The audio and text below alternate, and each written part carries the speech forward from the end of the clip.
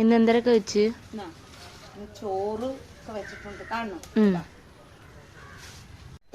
ഇന്ന് അയല മാങ്ങ ഇട്ട് വെച്ചതാണ്. അയല മാങ്ങയും മുരിങ്ങയൊക്കെ ഇട്ട് വെച്ച് കേട്ടോ. അയലക്കറി കണ്ട, അയല മാങ്ങയും മുരിങ്ങയൊക്കെ ഇട്ട് വെച്ചതാണ്. അതിൻ്റെ കൂടെ 2 ചെറിയ ചാളയും കൂടി അത് ഇട്ട് കേട്ടോ.